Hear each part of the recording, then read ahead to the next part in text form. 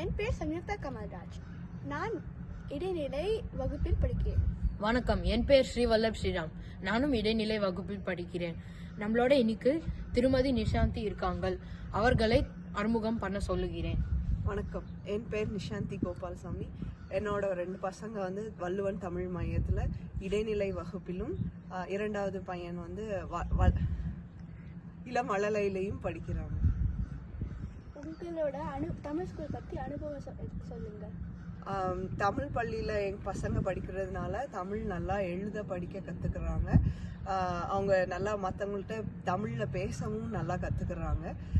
அப்புறம் தமிழ் விழாக்கள் பற்றி நல்லா நம்மளோட பாரம்பரியம் பற்றியும் நல்லா தெரிஞ்சுக்கிறாங்க.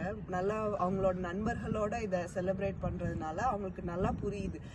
நம்ம இந்தியாவில் இருந்தால் எப்படி செலிப்ரேட் பண்ணுவோமோ அது மாதிரி அவங்க இங்கேயும் விழாக்கள் தெரிஞ்சுக்கிறாங்க. வள்ளுவன் தமிழ் மையத்தை பற்றி உங்களுக்கு பிடித்த ஏதாவது உங்களுக்கு ஏதாவது பிடித்தது இருக்கா?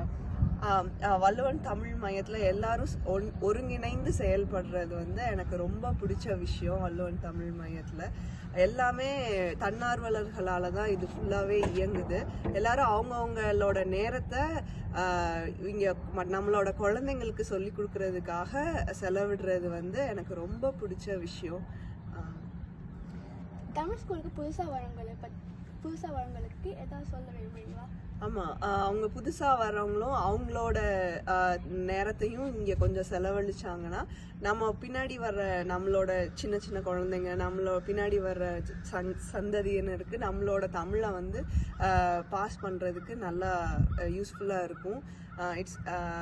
அதுதான் நான் சொல்ல விரும்புகிறேன். எல்லாரும் அவங்களோட நேரத்தை கொஞ்சம் செலவு பண்ணணும் தமிழ் ஸ்கூலுக்காக. நன்றி, வணக்கம். வணக்கம்.